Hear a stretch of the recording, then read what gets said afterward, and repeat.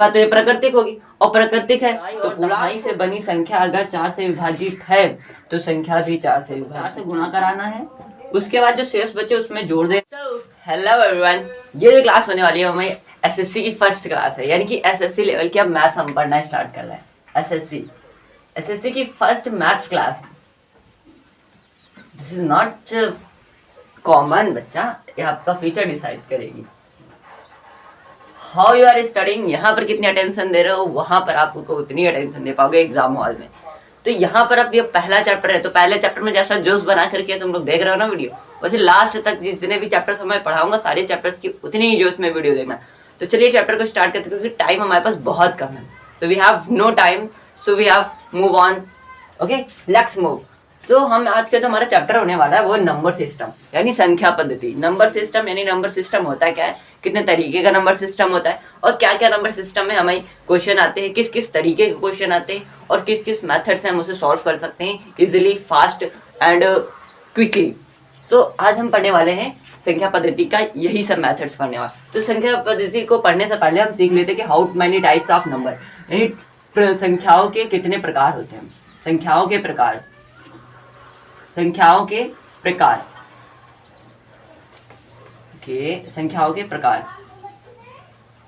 अब हम बात करते हैं संख्याओं के प्रकार की। तो अगर संख्याओं के प्रकार देखें तो फर्स्ट हमारा जो टाइप आ जाता है प्राकृतिक संख्या, जिनको हम इंग्लिश में बड़े आसानी से आपको पता होगा नेचुरल नंबर से जानते हैं, नेचुरल नंबर से।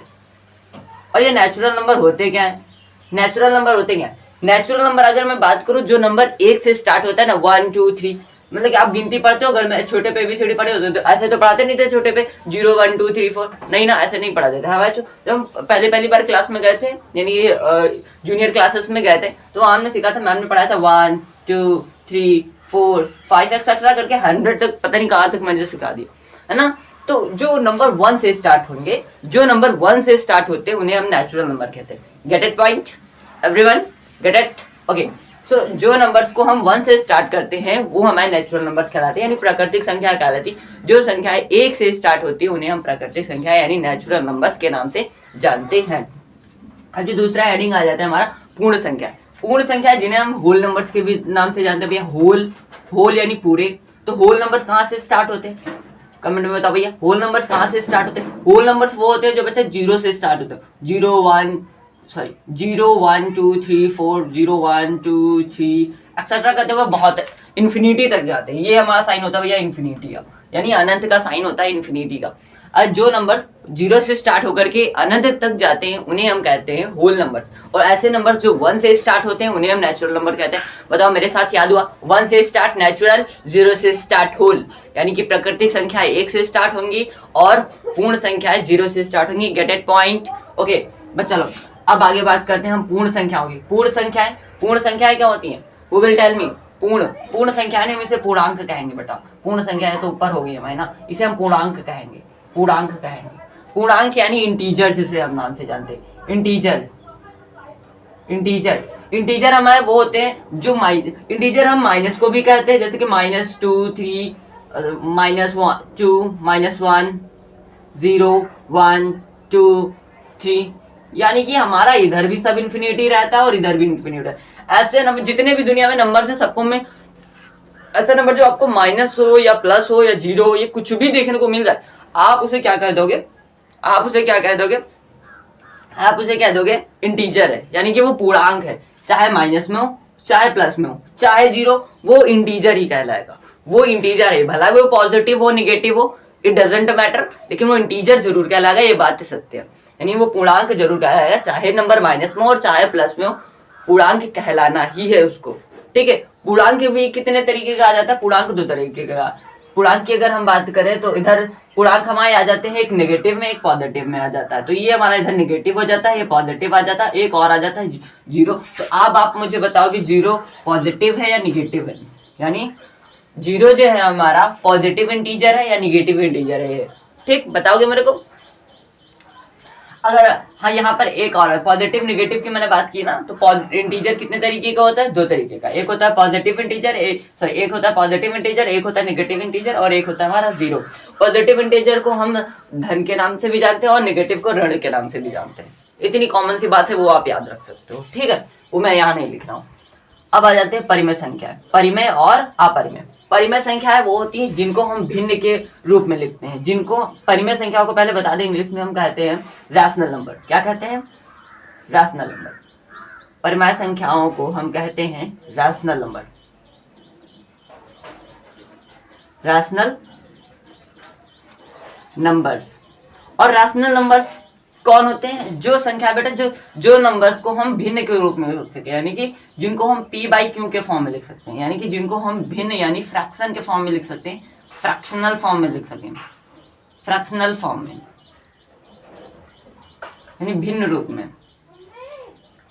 रूप में लिख सकते हैं, उन्हें हम कह देते हैं परिमेय संख्या, यानी कि रैशनल नंबर कह सकते हैं। अगर अब मेरे को एक क्वेश्चन आया आपके दिमाग आपके लिए, बताओ कि बेटा ये 5 रैशनल नंबर है?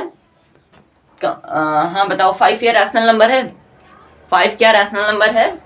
हाँ है, क्योंकि हम इसके अपॉन में 1 लेकर के इसे हम फ्रैक्शनल फॉर्म में कर सकते हैं, तो ये हमारा रैशनल नंबर होगा। √4 क्या रैशनल नंबर है? √4 रैशनल नंबर है? टेल मी एवरीवन, √4 क्या रैशनल नंबर है रैशनल नंबर? हाँ सच में, हाँ रैशनल नंबर है, क्योंकि √2 को मैं बाहर करूंगा तो √4 को मैं बाहर करूंगा तो 2 होगा, और 2 के अपॉन में मैं 1 लिख सकता हूँ, तो that mean it is a rational number. Everyone got it? एक और क्वेश्चन आ जाता है मेरे दिमाग में, √-3 क्या रैशनल नंबर है? √-3 क्या रैशनल नंबर है? नहीं है, क्योंकि ये बाहर निकल ही नहीं सकता, और इसे हम माइनस में नहीं, माइनस के अंडर माइनस में अगर होता है तो वो रैशनल नंबर होता नहीं, बल्कि वो इरेशनल नंबर होता है।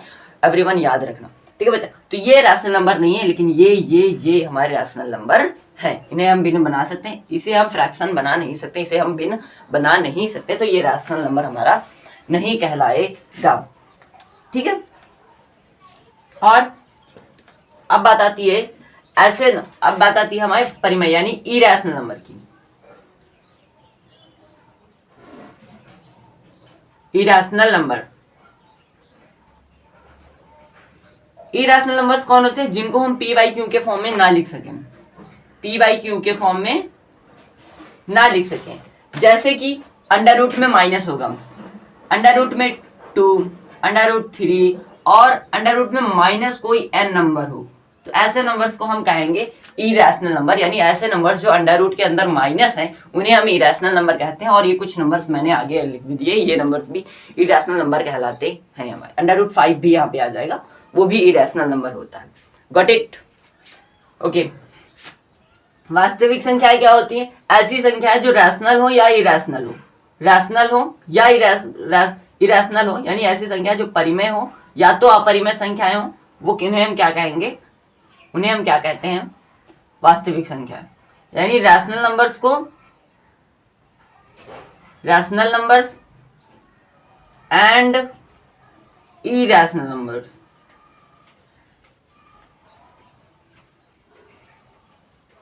हिंदी में लिख दो यहाँ वास्तविक संख्या, सॉरी परिमेय, स्लिप ऑफ टाइम।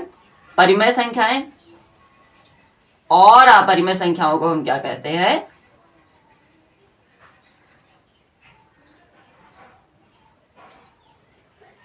संख्याओं को हम क्या कहते हैं? वास्तविक संख्या कहते हैं। ऐसा नंबर जो चाहे रैशनल हो और चाहे इरेशनल हो, क्या वो वास्तविक कहलाएगा? हाँ भैया, अगर कोई ऐसा नंबर है जो रैशनल हो या इरेशनल हो तो वो वास्तविक जरूर कहलाएगा।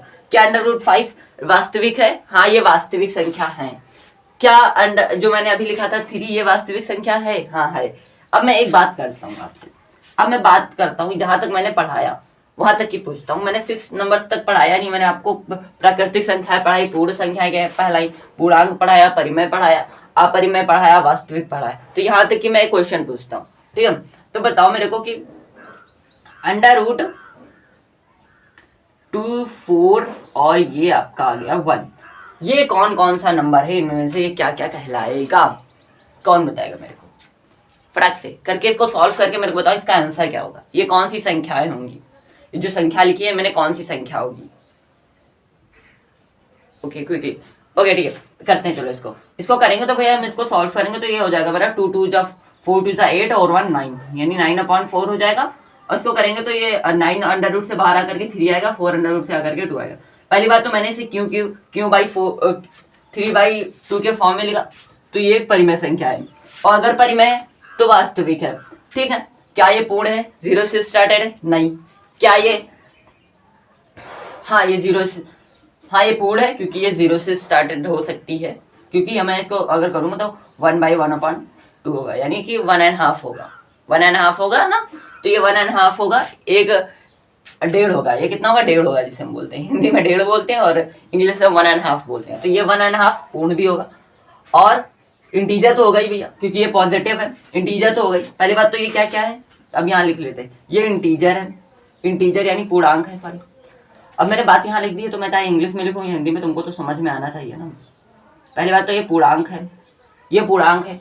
दूसरी बात क्या है, ये एक वास्तविक संख्या है, वास्तविक है, वास्तविक है। तीसरी बात, और ये क्या हो सकता है, और ये क्या हो सकता है, और ये क्या होता है, प्राकृतिक हो सकता है, क्योंकि प्राकृतिक संख्या 1 से स्टार्ट होती है, प्राकृतिक है भैया, प्राकृतिक है, प्राकृतिक है, प्राकृतिक है। दूसरी बात क्या हो सकती है, ये 1/2 के फॉर्मूले का, ये एक परिमेय संख्या है, परिमेय संख्या है, परिमेय संख्या। तो ये 4 चीजें इसी नंबर का है। समझ में आया क्या, आया समझ में कि सवाल को कैसे करा। पहले मैंने इसे सॉल्व करा, फिर अंडर रूट से बाहर निकाला, फिर देखा ये क्योंकि पॉजिटिव है तो ये पॉजिटिव इंटीजर हो जाएगा, यानी ये पूर्णांक जरूरी होगा भैया। अब ये वो मेरी बात सुनो इधर भैया, पूर्णांक है, 1 से स्टार्ट हो रहा है तो ये प्राकृतिक होगा, बहुत बढ़िया। और ये एक, अगर ये परिमेय है तो वास्तविक जरूर होगा। परिमेय इस वजह से क्योंकि मैंने इसे बटे के फॉर्म में लिखा है, तो ये बटे के फॉर्म में परिमेय संख्या लिखी जाती है, तो ये परिमेय, अगर परिमेय है तो वास्तविक जरूर होगा। बात आ गई समझ में, करेक्ट कर पा रहे हो, यानी कि जो संख्या परिमेय होंगी या अपरिमेय होंगी वो वास्तविक तो जरूरी होना है, और अगर जो संख्या पूर्णांक है तो इसका मतलब कि अगर वो पूर्णांक है तो वो प्राकृतिक जरूर हो, क्योंकि पूर्णांक क्या होता है भाई हमारा, पूर्णांक मैं ये नहीं कह सकता कि पूर्णांक, अगर पूर्णांक में संख्या 1 से स्टार्ट हो रही है तो प्राकृतिक जरूर कहलाएगी, अगर पूर्णांक में संख्या 0 से स्टार्ट हो रही तो पूर्ण कहलाएगी।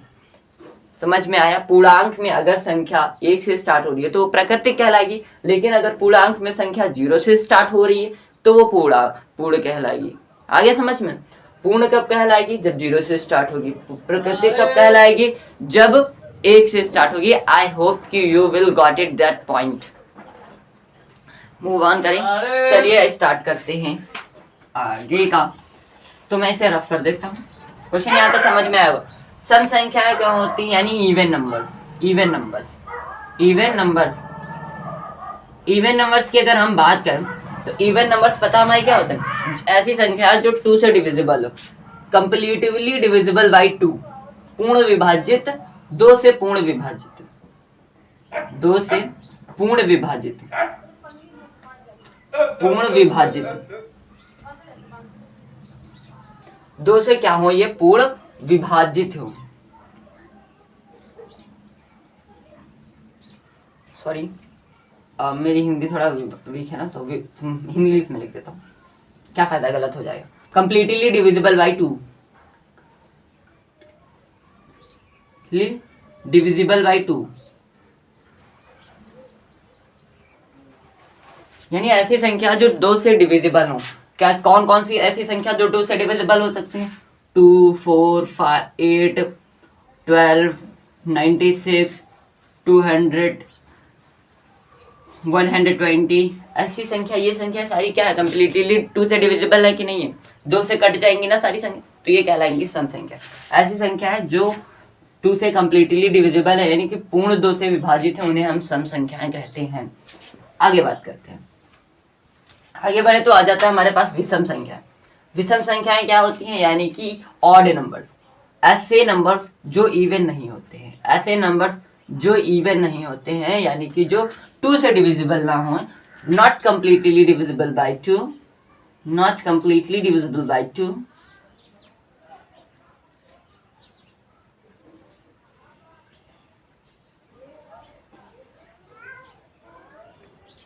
ऐसी संख्या है जो 2 से पूर्ण विभाजित नहीं होती। कौन कौन सी संख्या हो जाती है, 1, 5, 3, 9, 12, 11, सॉरी और क्या आ जाता है हमारा 19, 119, 121। ऐसी संख्याएं हमारी क्या हो जाती हैं, ऑड नंबर्स कहलाती हैं, यानी कि जो हमारी कंप्लीटली 2 से डिविजिबल नहीं होती। यानी ये संख्या ऐसी हैं जो 2 से कभी भी डिविजिबल ना होंगी।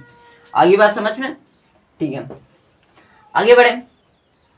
तो आगे हमारे पास आ जाता है भाज्य संख्या, यानी कि प्राइम नंबर। प्राइम नंबर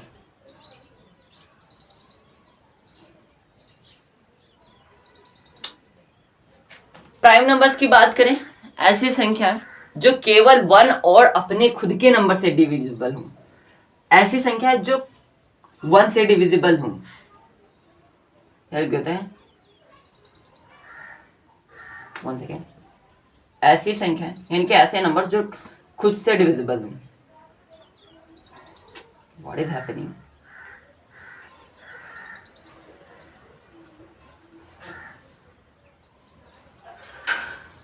ऐसी संख्या जो एक या खुद से डिविजिबल हो, जो एक या खुद के नंबर से डिविजिबल हो, खुद के नंबर से डिविजिबल हो।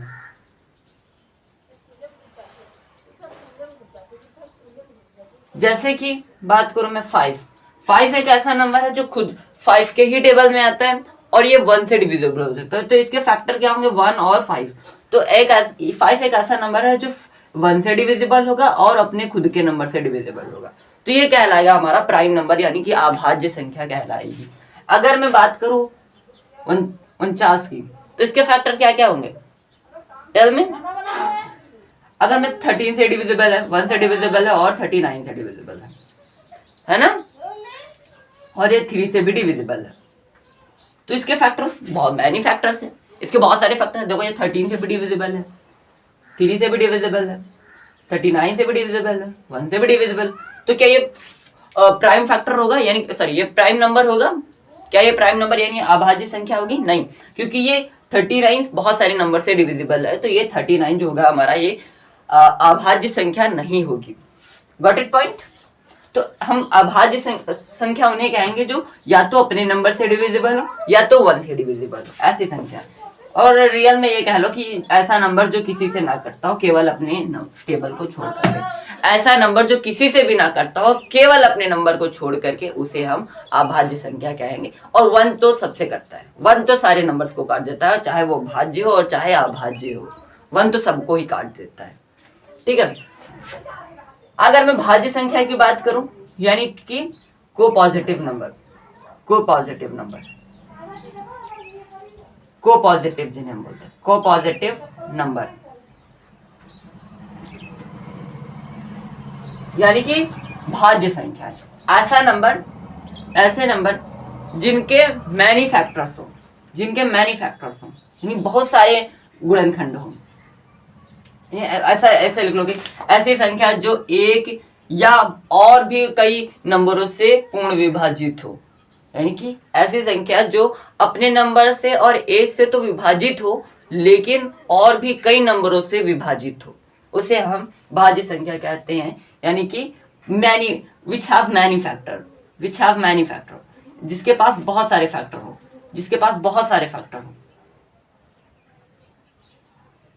जिसके पास बहुत सारे फैक्टर हो,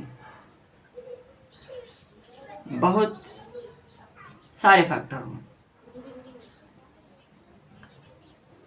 अब जैसे मैंने 39 का एग्जांपल दिया था, तो वो अभाज्य तो था नहीं, तो वो कौन सा नंबर था, भाज्य था, क्योंकि उसके बहुत सारे फैक्टर आ रहे थे ना। 39 के कौन कौन से फैक्टर आते, 3 आ रहा था, 13 आ रहा था, और क्या आ रहा था, 1 आ रहा था, खुद 39 आ रहा था। तो इसके बहुत सारे 4 फैक्टर आ रहे थे उसके। तो ये क्या कहलाएगा, हमारा भाज्य संख्या कहलाई थी वो, क्योंकि वो जो संख्याएं अभाज्य नहीं होंगी वो भाज्य होंगी, जो संख्याएं अभाज्य नहीं होंगी वो भाज्य होंगी। बात आ गई समझ में? सहअभाज्य क्या होती है, को प्राइम फैक्टर, को प्राइम फैक्टर जिसे हम बोलते हैं को प्राइम फैक्टर बोलो या को प्राइम नंबर बोलो, बात वही है, को प्राइम नंबर। को प्राइम नंबर क्या हो जाता है हमारा, जैसे कि मैंने बात करा कि जिनका मासा 1 हो, जिनका मासा 1 हो, जिनका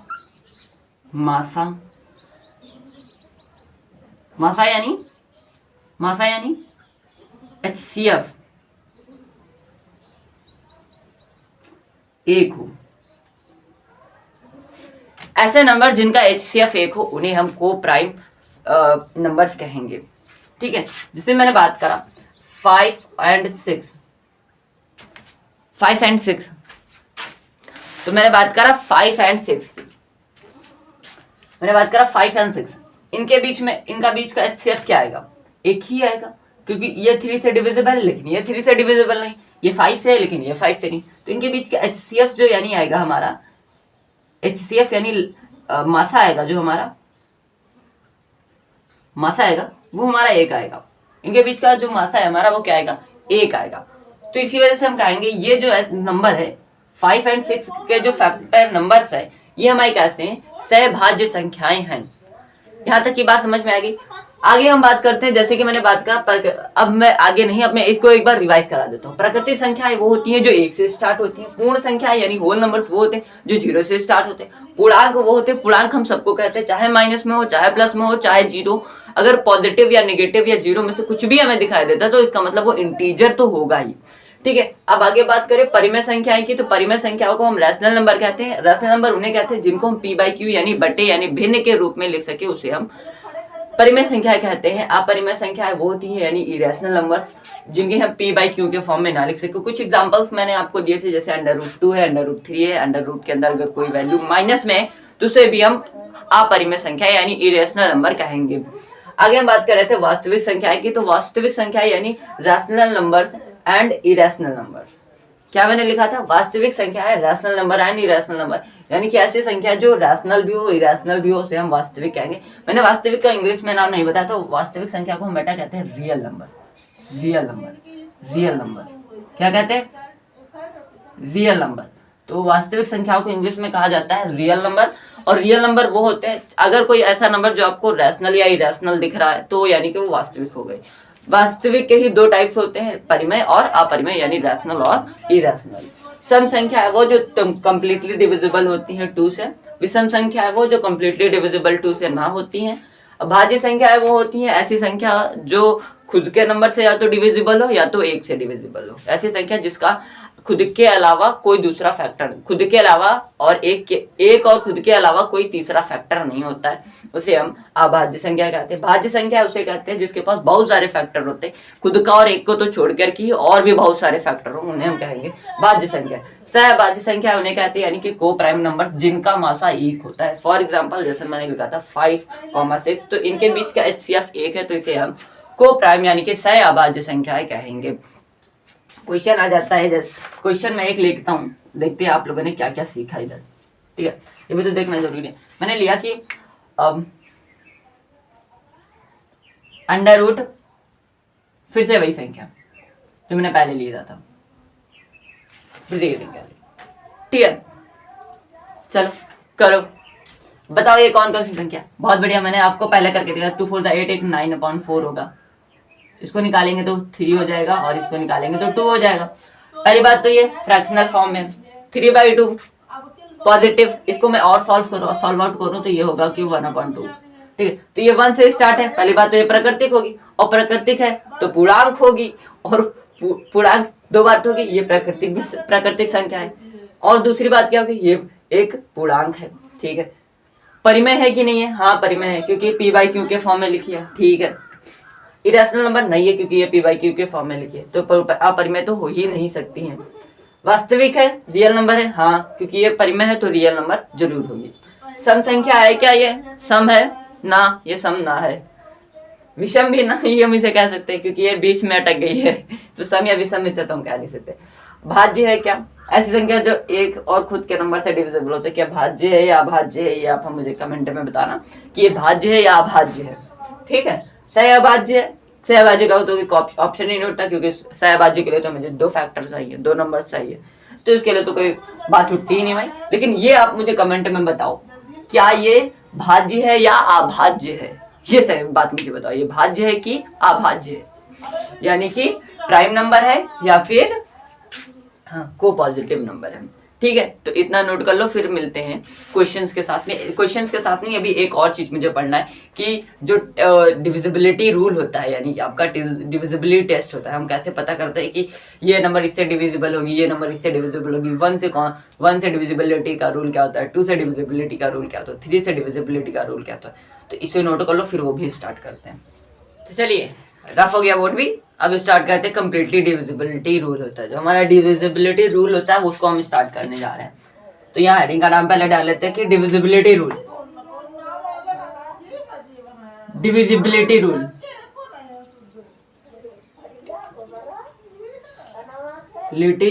रूल रूल या फिर टेस्ट बोलो, डिविजिबिलिटी टेस्ट बोल देते हैं, चलो।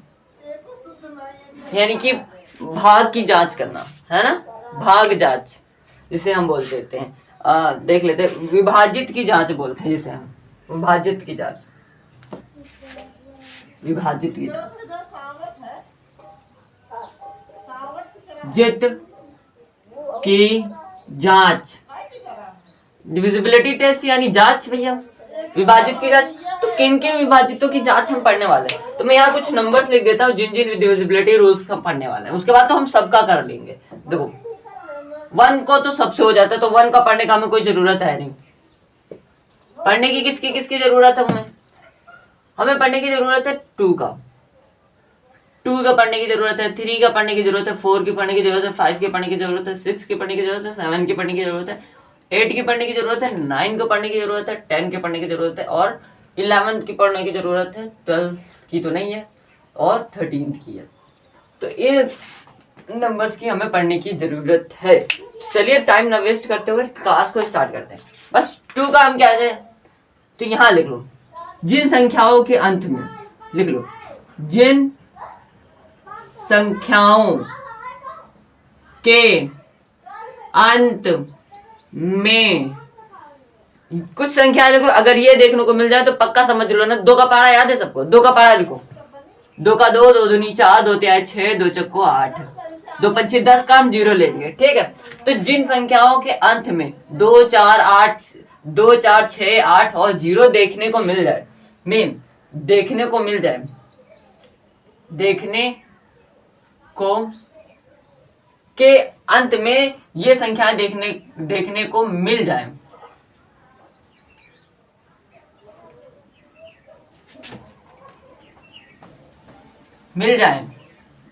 समझ लेना कि वो संख्या कैसी है, 2 से डिविजिबल है, मिल जाए, तो वह संख्या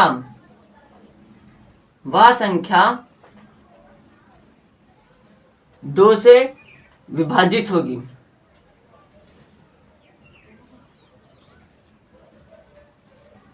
यानी जिन संख्याओं के अंत में 2, 4, 6, 8 और 0 देखने को मिलता है वो संख्या 2 से विभाजित होगी।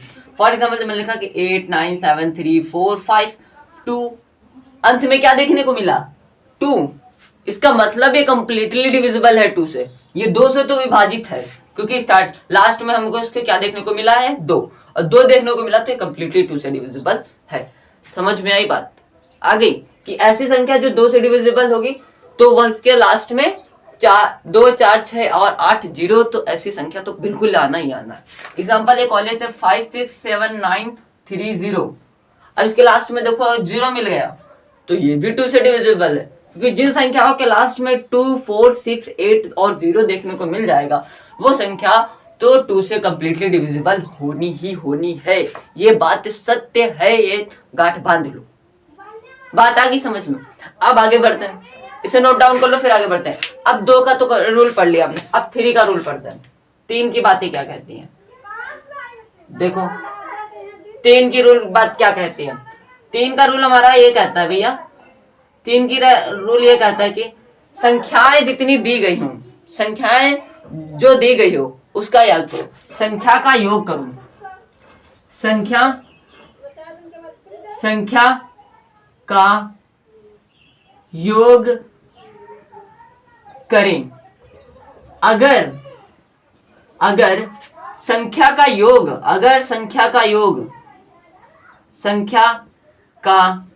योग यानी कि sum, if the sum of the numbers is completely divisible by 2, yeah sorry 3, so that means it is totally divisible by 3. अगर संख्याओं का योग 3 यानी कि 3 से विभाजित है तो वह संख्या 3 से विभाजित होगी, 3 से विभाजित होगी। बात आ गई समझ में? 3 से विभाजित होगी। जैसे मैंने लिखा कि 3 4 5 6। अब यहां देखो, अब ये देखो, अब मेरे को ये बताओ ये किस किस से डिविजिबल है। पहली बात तो ये 2 से डिविजिबल है। क्यों डिविजिबल है? इसके लास्ट में 6 मिला तो 2 से तो है। अब हमें जांच करना है क्या ये 3 से भी डिविजिबल है। तो क्या करते हैं, हमें जो संख्याएं दे रखी है इनका हम योग करेंगे। तो योग कर लो, 3 4 7 7 5 12 12 6 18। तो इनका योग कितना है? 18। क्या ये जो 18 आया है, ये जो 18 आया है योग, क्या ये 3 से विभाजित है? क्या ये 18 जो आया है योग, यानी कि ये जो सम 18 आया है ये 3 से डिविजिबल है? देख लेते हैं क्या ये 3 से डिविजिबल है। हाँ भैया 3 से डिविजिबल है 6 टाइम्स में, तो इसका मतलब ये 3 से भी डिविजिबल है। अगर इसका योग 3 से विभाजित है, अगर इसका योग 3 से विभाजित है तो ये 3 से संख्या विभाजित है। जिस संख्या का योग 3 से विभाजित होगा वो संख्या 3 से तो विभाजित होना ही होना है। ये कंफर्म कर लो। बात आ गई समझ में? 3 वाला 3 क्या कहती है, अगर संख्या का योग करें, पहली बात क्या, संख्या का योग करना है। अगर संख्या का योग 3 से विभाजित है तो वह संख्या भी 3 से विभाजित होगी। तो मैंने ऐसे ही करा, पहले संख्या का योग करा, फिर देखा कि ये 3 से विभाजित है। हाँ ये 3 से विभाजित है। अगर इस संख्या का योग 3 से विभाजित है तो संख्या भी 3 से विभाजित होगी। आगे बात समझ में? First we have to sum the numbers if the sum of the numbers is completely divisible by 3, so that means that number is completely divisible by 3. ठीक, अगर संख्या का योग 3 से विभाजित है तो संख्या भी 3 से विभाजित होगी। आगे बात समझ में? आगे बढ़ते हैं।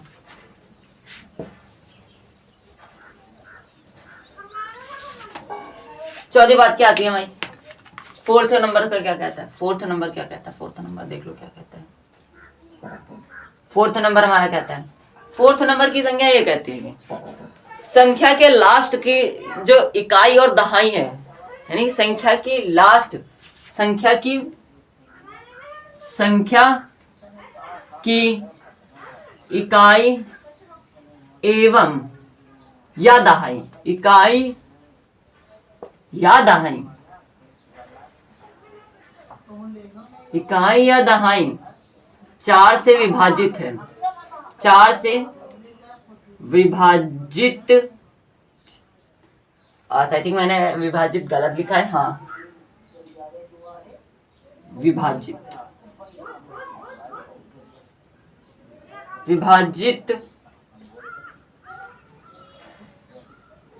है तो संख्या भी 4 से विभाजित होगी। तो संख्या भी 4 से विभाजित होगी, 4 से विभाजित होगी।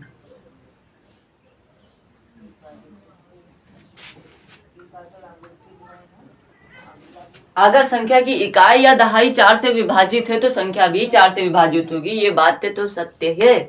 कैसे सत्य है? प्रूफ करके दिखाइए भैया, वरना हम नहीं मानने वाले कि सत्य है। हाँ तो प्रूफ करके दिखाता हूँ। प्रूफ कैसे करूंगा? देखो मैंने लिखा कि 5 6 7 3 4 लिखा मैंने, संख्या लिखा। लास्ट वाली इकाई क्या 4 से विभाजित है? 4 से विभाजित है। हाँ तो ये संख्या भी 4 से विभाजित होगी। अगर संख्या की इकाई 4 से विभाजित है तो संख्या भी 4 से विभाजित होगी। दूसरी संख्या देख लेते हैं 4 से विभाजित है कि हाँ 4 एकम 4 4 चौको 16। ठीक है, अब देखो 4 एकम 4 कितना बचा? 3 बचा। कितना बचा? 3 बचा। चरवट बच, तीसरे 2 से डिविजिबल है। What is happening? रॉन्ग कैसे हो सकता है? यहाँ ले लो इकाई और, यहाँ देखो गलत हो गया, इकाई और। वही तो मैं सोच रहा था कि ये कैसे हो गया, ये कैसे हो गया, स्लिप सॉरी। संख्या की इकाई और दहाई अगर 4 से विभाजित है होगी तो संख्या भी किससे विभाजित होगी, किससे विभाजित होगी, 4 से विभाजित होगी। अगर इसको हम और थोड़ा मॉडिफाई करके रखें, संख्या की इकाई और दहाई से बनी संख्या अगर 4 से विभाजित होगी, इसे ऐसे समझ में नहीं आ रहा है ना आपको, तो एक और स्टेप थोड़ा बढ़ा देते हैं, उसके बाद आगे बढ़ते हैं। देखो यहाँ देखो, एक और फिर से लिख देता हूँ कि संख्या की इकाई एवं दहाई से बनी संख्या अगर 4 से विभाजित है तो संख्या भी 4 से विभाजित होगी।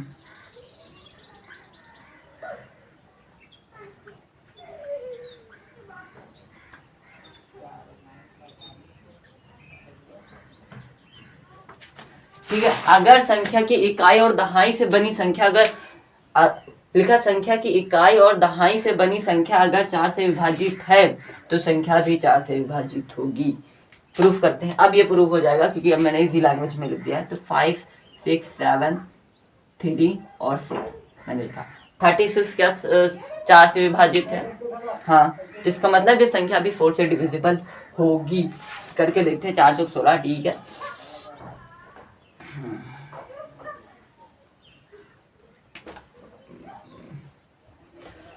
मैंने क्या कहा था कि संख्या की इकाई एवं दहाई से बनी संख्या अगर 4 से विभाजित है तो संख्या भी 4 से विभाजित होगी।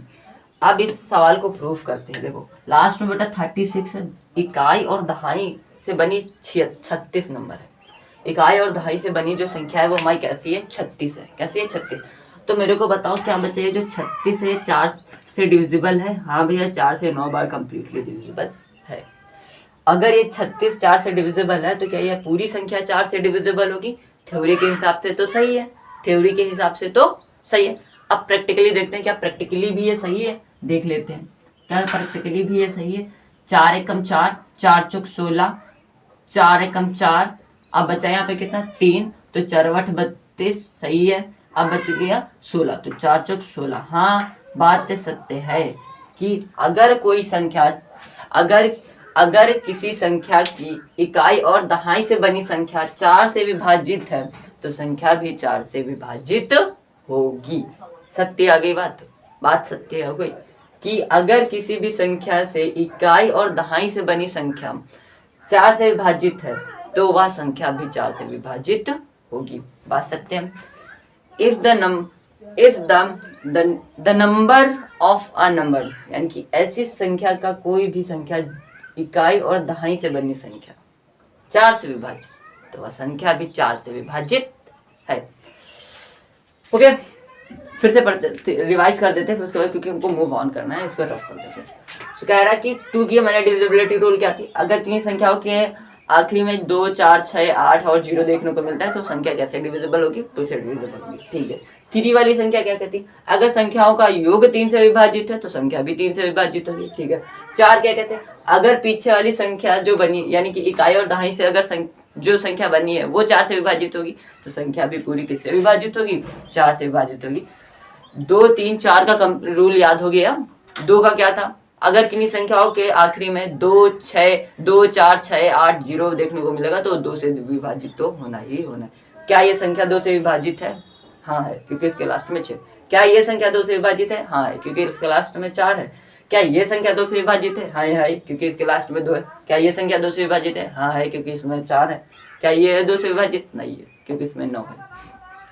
2 हो गया। संख्या 3 का योग, अगर संख्याओं का योग 3 से विभाजित है तो संख्या भी 3 से विभाजित होगी। संख्याओं का योग 3 से विभाजित है तो संख्या भी 3 से विभाजित होगी। देखो 6 3 9, ये 9 3 से विभाजित है तो ये 36 भी किससे विभाजित होगी? 9 से विभाजित होगी।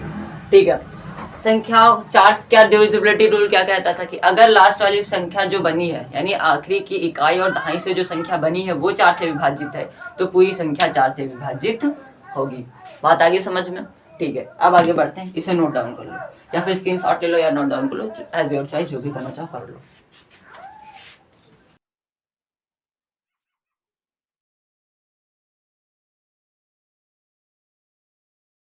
आगे बढ़ते हैं। हमने बात कर लिया था कि 2, 3, 4 की, अभी मैंने 6 की तो बात, 5 की तो बात ही नहीं की। 5 की भी बहुत आसान बात है, 5 की बहुत आसान बात है। 5 क्या कहता है, देखो 5 क्या कहता है, 5 तो कहता है कि जिन संख्याओं के आखिरी में, जिन संख्याओं के आखिरी में 5 या 0 देखने को मिल जाए, 5 या 0 देखने को मिल जाए, 5 या 0 देखने को मिल जाए,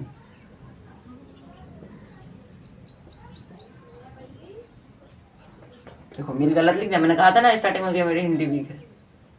मिल जाए तो वह संख्या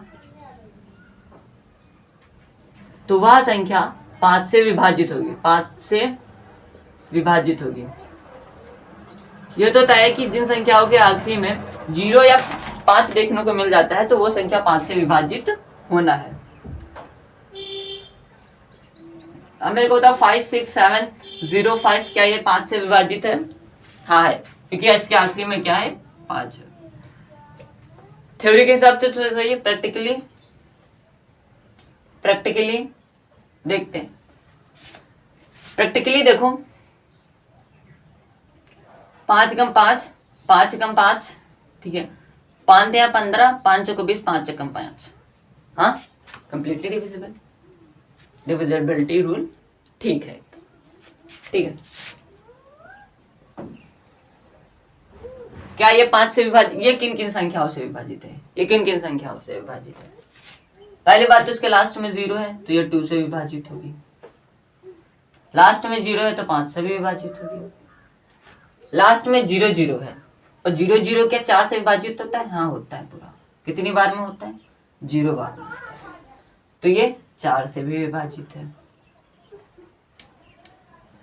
और क्या क्या होता है, और क्या क्या होता है, और किससे है?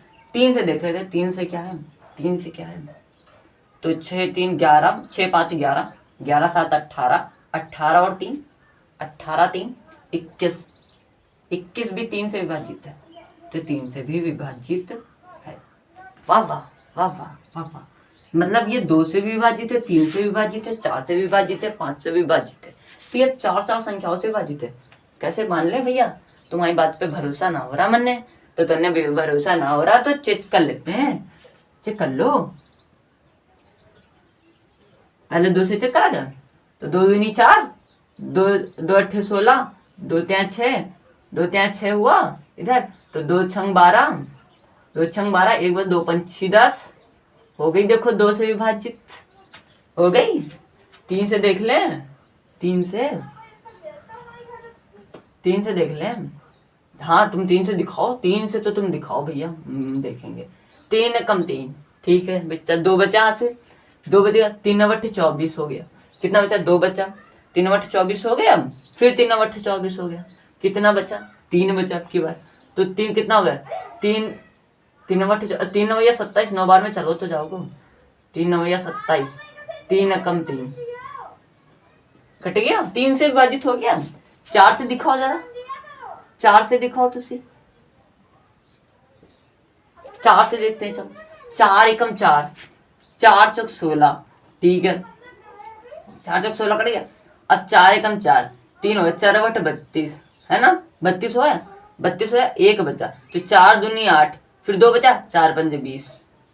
अरे जादू हो गया, जादू हो गया यार, यहाँ तो जादू हो गया। 4 से 5 से करके दिखाओ जरा, 5 से करके दिखाए, 5 से करके दिखाए, चलो 5 से करके देखते हैं। 5 कम 5, 5 कम 5, 5 या 15, तो से यहाँ तो देखा था 5 से यहाँ तो देखा था, यहाँ तो देखा तो था 5 से, ठीक है।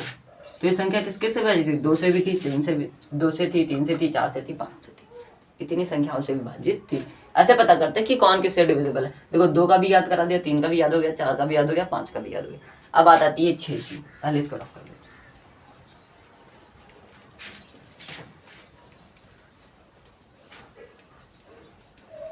अब बात आती है 6 की। 6 हमारा क्या कहता है? 6 कहता है, 6 कहता है अगर संख्या,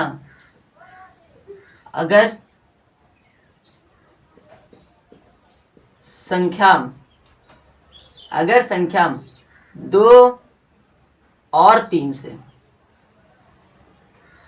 2 और 3 से विभाजित है, 3 से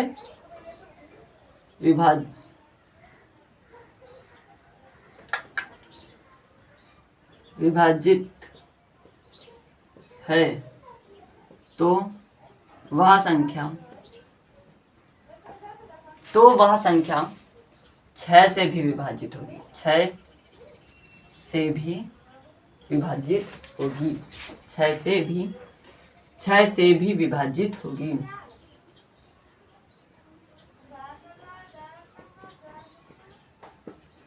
नहीं भरोसा रहा? अगर कोई संख्या 2 या 3 से विभाजित है तो वह 6 से भी विभाजित होगी, ये बात कंफर्म है।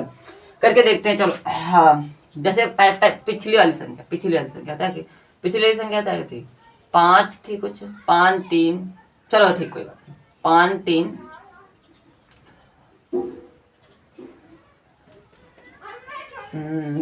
ठीक है।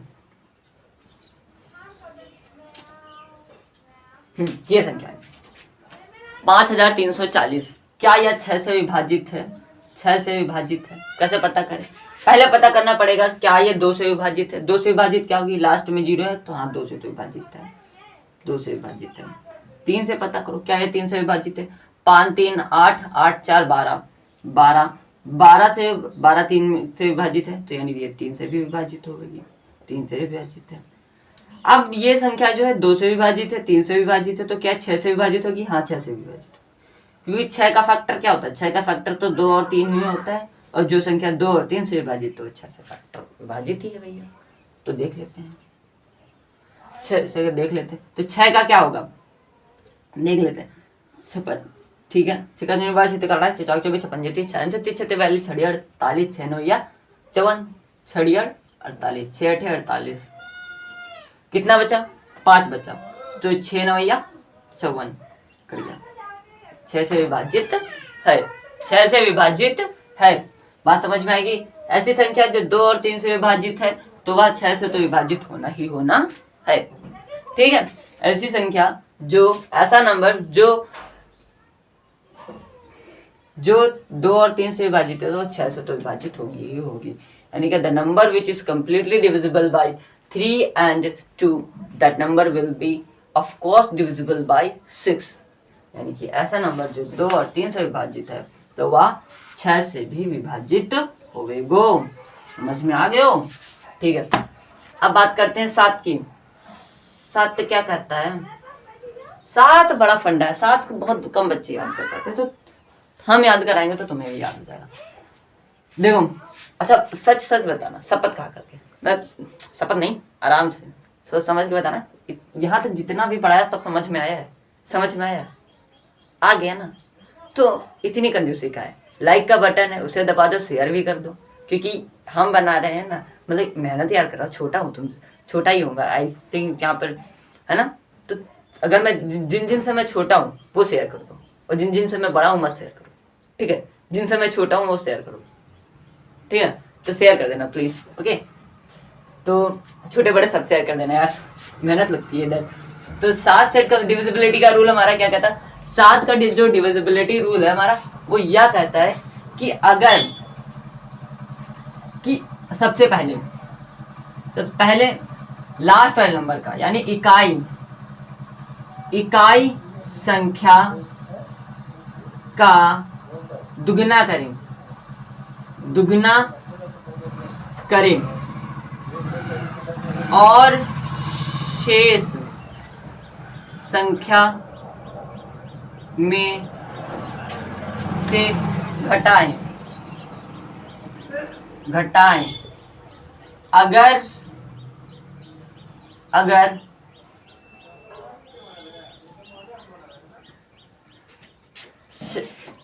घटाने पर, अगर घटाने पर संख्या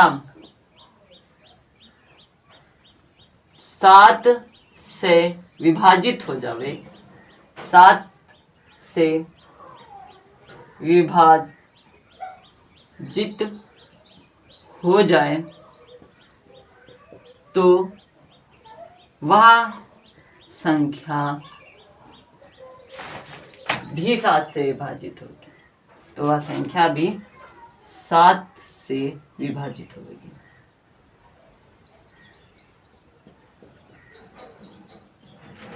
ठीक है, लेते हैं संख्या।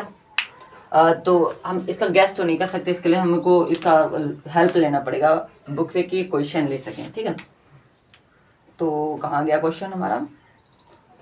हाँ, तो क्वेश्चन है हमारा 2429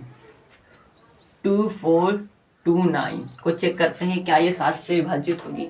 कैसे चेक करेंगे? इन्होंने कहा था कि जो लास्ट वाली संख्या है इसको दुगना करो, तो 8 का दुगना 9 का दुगना 18 हो जाएगा, और जो शेष बचा क्या बचा 242, इससे मैं माइनस कर दूँ, तो इसको इससे माइनस करूँ तो कितना बचेगा? जरा मेरे को बताओ कोई लोग, माइनस करो इसे, माइनस करो इसे। तो इधर कितना बचा होगा? 12 में से 8 गए, कितने बचा? 3 यानी 4 बचेगा इधर, है ना? तो 3 में से 2 बचेगा इधर। ठीक है, तो बचेगा 224। ठीक है, माइनस करेंगे तो 224, क्या ये 7 से डिविजिबल है? तो यहाँ भी अभी 7 से डिविजिबल नहीं है, तो एक बार फिर से करते हैं। अब पीछे वाले नंबर का फिर दुगुना करते हैं, तो 4 का दुगुना क्या हो जाएगा? 8, और 8 यानी कि इधर कितना हो जाएगा? 22। अब 22 में से 8 को घटा दो, 22 में से 8 को घटा दो, कितना बचेगा? तो 22 में से 8 को घटाओगे तो कितना बच जाएगा? 14 बचेगा। क्या ये 14 7 से डिविजिबल है? हाँ, 7 से डिविजिबल है। तो कितनी बार में? 2 बार में। और ये 7 से डिविजिबल है, तो यानी ये संख्या भी 7 से डिविजिबल होगी। बात आ गई समझ में? अगर संख्या ये 7 से डिविजिबल है तो ये संख्या भी किससे डिविजिबल होगी? 7 से डिविजिबल होगी। यही प्रक्रिया में करना है। क्या करना है? बहुत आसान है। लास्ट वाले नंबर को उठाओ, दुगना करो, बाकी वाले में से घटा दो। फिर भी ना हो, फिर से लास्ट वाले को उठाओ, दुगना करो, बाकी शेष में से घटा दो। अगर कुछ आने पर वाला 7 से डिविजिबल हो जाए, समझ लेना कि वो भी संख्या 7 से डिविजिबल होगी। बहुत आसान था, बहुत आसान है, बहुत आसान है। एक बार थोड़ा दिमाग लगा करके सीखो। लास्ट वाली संख्या को उठाओ, दुगना करो, शेष को घटाओ, फिर भी ना हो तो फिर से लास्ट को उठाओ, दुगना करो, घटाओ, आ जाए तो 7 से अगर डिविजिबल हो तो। अगर ये यहाँ पर 7 से डिविजिबल होता, यहाँ पर 7 से डिविजिबल होता तो मैं आगे बढ़ता ही नहीं। लेकिन यहाँ था नहीं 7 से डिविजिबल, तो फिर से मुझे वही प्रक्रिया में करना पड़ा। अब अगर आ गया तो मैंने आगे नहीं करा। ठीक है, तो अगर ना भी तब भी ना हो तो समझ लेना 7 से डिविजिबल नहीं है। ठीक है, तो 7 वाला भी आ गया आई थिंक। अब 8 वाला एक बार सीख लेते हैं। क्या 8 वाला?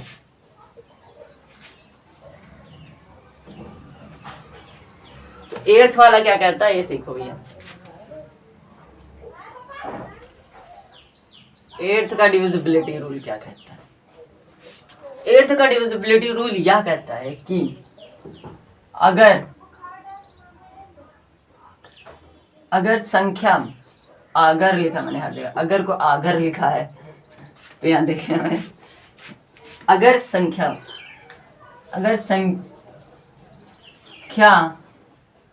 की आखिरी,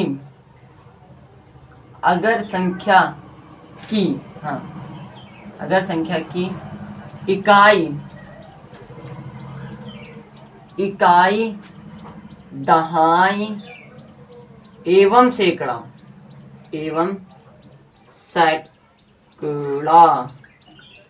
से बनी संख्या 8 से विभाजित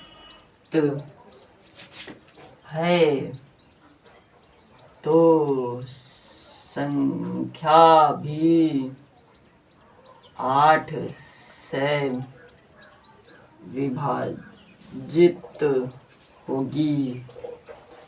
बात ही समझे? यानी कि अगर जो संख्या है उसकी इकाई दहाई और सैकड़ा से जो संख्या बन रही है वो 8 से विभाजित होगी, तो वो संख्या भी 8 से विभाजित होगी। क्वेश्चन ले लेते हैं। क्वेश्चन जैसे कि हमारे पास है, क्या है हमारे पास क्वेश्चन, 6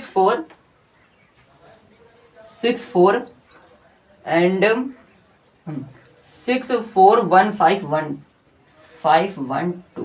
क्या ये बता रहे हैं, क्या ये संख्या जो है 8 से पूर्ण विभाजित होगी?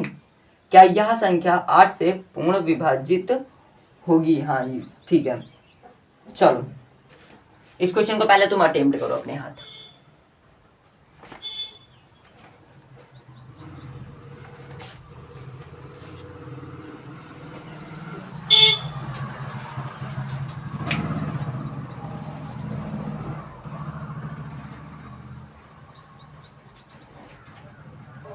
चल हो गया।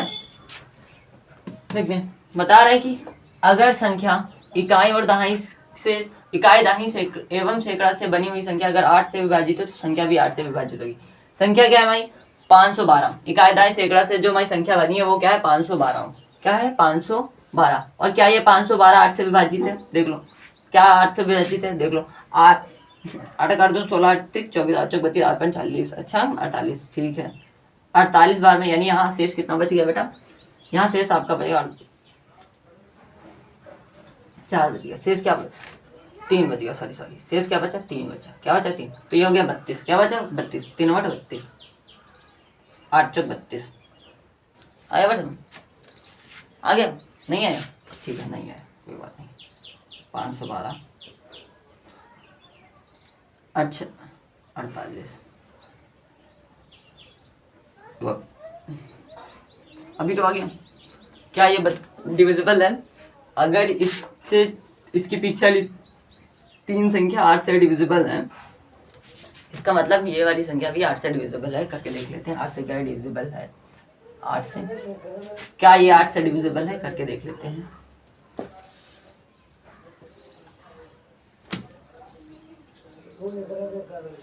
क्या ये 8 से डिविजिबल है? देख लेते हैं। देखने में थोड़ी ना कुछ जा रहा हूँ। 8 8 64। ठीक है, खड़ी है। 8 एकम 8 कितना बचा? 7 बचा। ठीक है, 71 हो गया। 8 11 16 8 3 24 8 चौक 32 8 5 40 8 6 49 8 7 56 8 8 64 और 9 72 नहीं 8 8 64।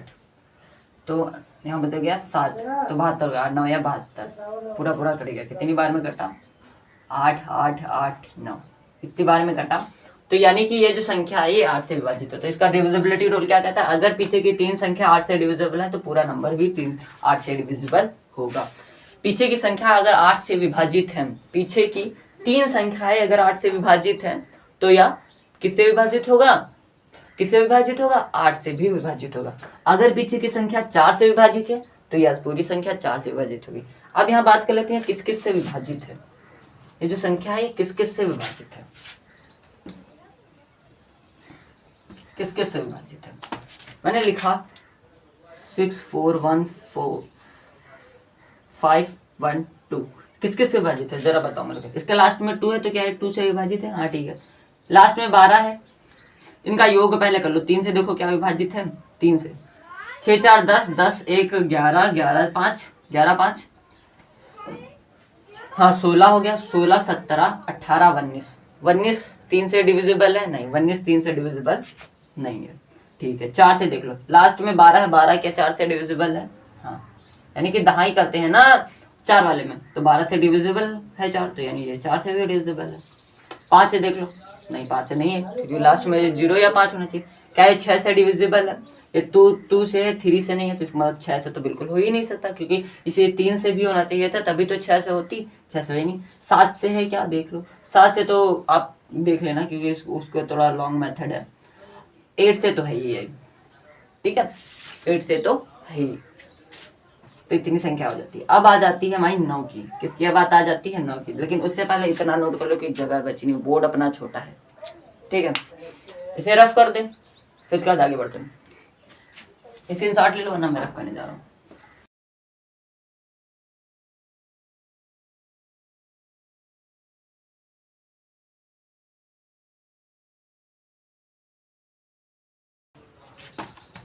ओ मैंने रफ कर लिया। चलो कोई बात नहीं। हमारा कितना बचा था? 9 10 11 12 12 तो नहीं है, 9 10 क्या हो जाता हमारे पास, 9 10 11 एंड 13, 11 और 13। तो 9 का हमारा डिविजिबिलिटी रूल क्या कहता है, 9 का कहता है जैसे कि संख्या, अगर संख्याओं का योग 9 से विभाजित है तो, अगर, फिर मैंने लिखा,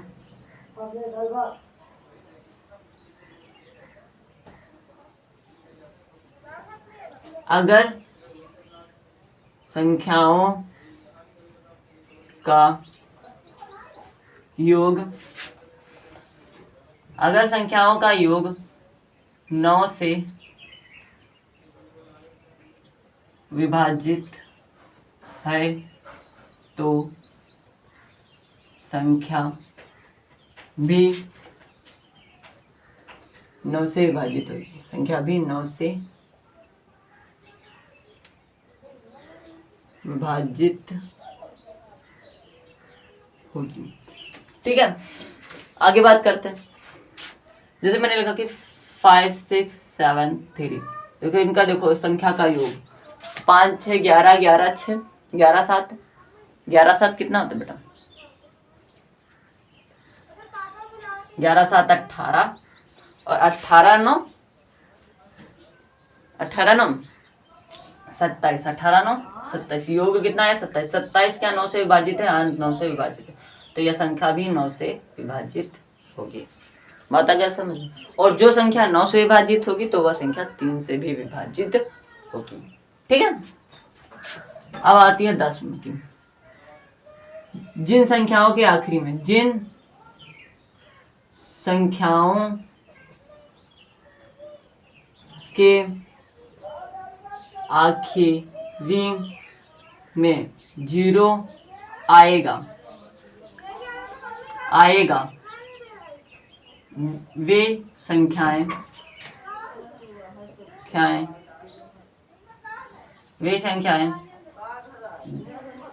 10 से विभाजित होंगी, 10 से विभाजित होंगी।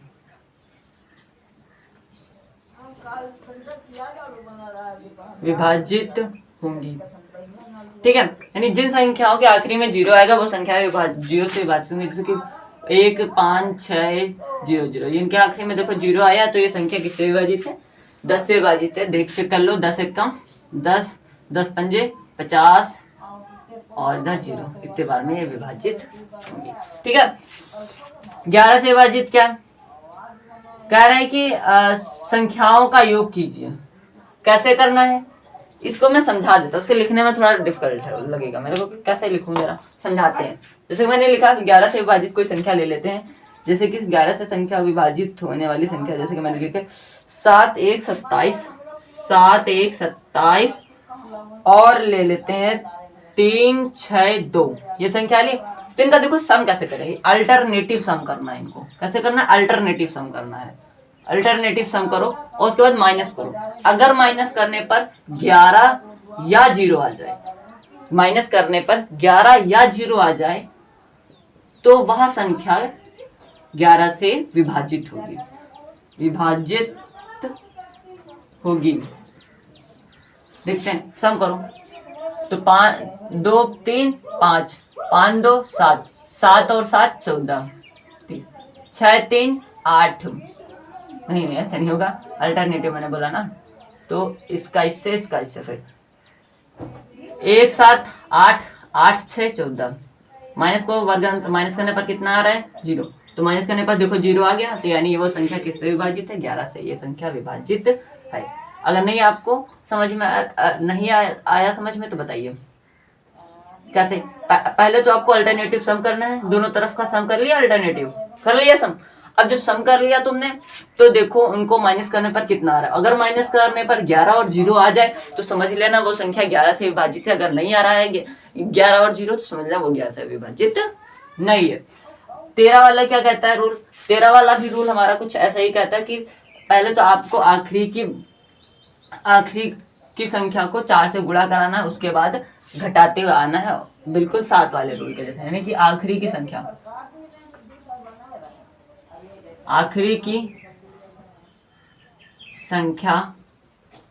को 4 से गुना कराना है, गुणा कराना है, शेष में जोड़ना है, शेष में जोड़ना है, शेष में जोड़ना है। अगर 4 से विभाजित, अगर 13 से विभाजित हो जाए तो समझ लेना वह संख्या भी से विभाजित हो जाए, जित हो जाए तो वह संख्या भी 13 से विभाजित हो जाएगी, वह संख्या भी 13 से विभाजित हो जाएगी, विभाजित हो जाएगी, हो जाएगी।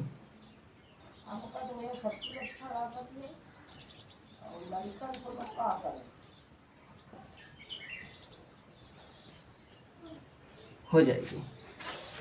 अब देख लेते हैं, यानी कि पहले आपको क्या करा कि पीछे वाली जो एक संख्या हो, आखिरी वाली संख्या को 4 से गुणा कराना है, उसके बाद जो शेष बचे उसमें जोड़ देना है। अगर वो संख्या 4 से विभाजित हो जाती है जोड़ने के बाद तो समझ लेना कि संख्या भी 13 से विभाजित है, 13 से विभाजित है। फिर तो एक 13 वाली संख्या ले लेते हैं, जैसे कि हमारे पास एक 13 वाली संख्या है। हाँ, 13 वाली संख्या हमारी देखो है कि 1 सेकेंड, संख्या हम ले लेते हैं, जरा संख्या मिल जाए। हाँ, तो संख्या हमारी ये है कुछ, क्या है हमारी संख्या?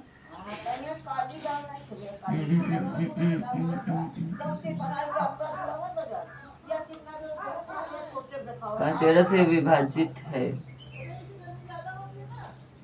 ये संख्या तो मिल जाए 13 वाली में, है ना? ये बात तो सही है, 13 से संख्या तो मिल जाए। 13 से संख्या क्या है हमारी?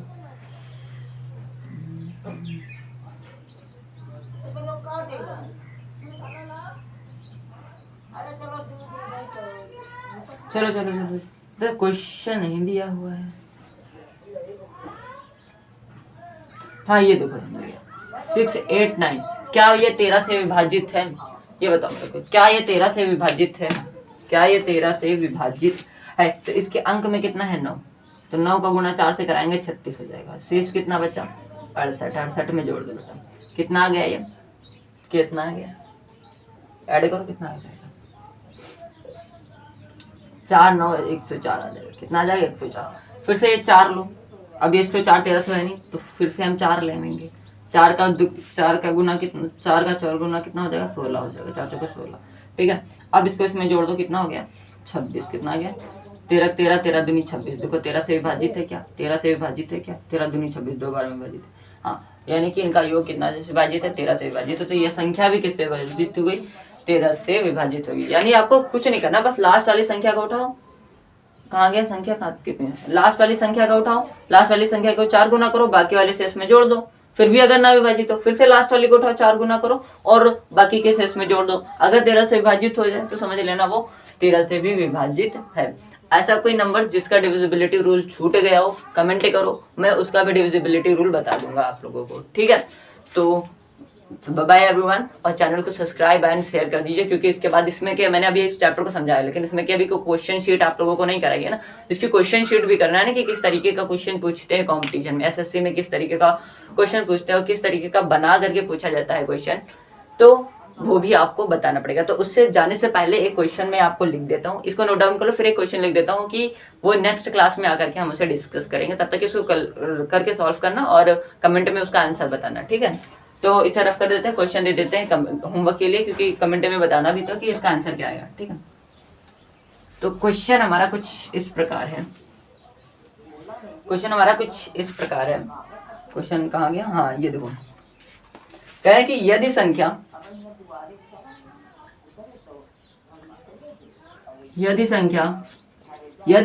1x प्लस 5x 5x 0 1 11 से विभाजित है, जित है तो x का मान ज्ञात कीजिए, x का मान ज्ञात करें।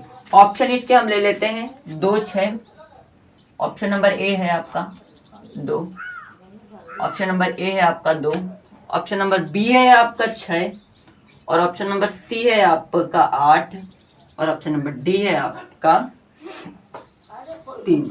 ठीक है, तो इनमें से आपको बताना कौन सा ऑप्शन सही है। ठीक है, इसके बाद इस क्वेश्चन का आंसर आप मुझे कमेंट में दो, क्योंकि इसके बाद अगर कमेंट सही अगर आप लोगों ने दे दिया तो उसके बाद इस क्वेश्चन का जो आंसर है हम वो नेक्स्ट क्लास में डिस्कस करेंगे कि x की वैल्यू क्या होगी। ठीक है, तो चैनल को सब्सक्राइब और शेयर करना मत भूलना। 3 बार बोल चुका हूँ क्लास में, इतनी कंजूसी मत करो क्योंकि पढ़ाया है। ठीक है, बाय बाय।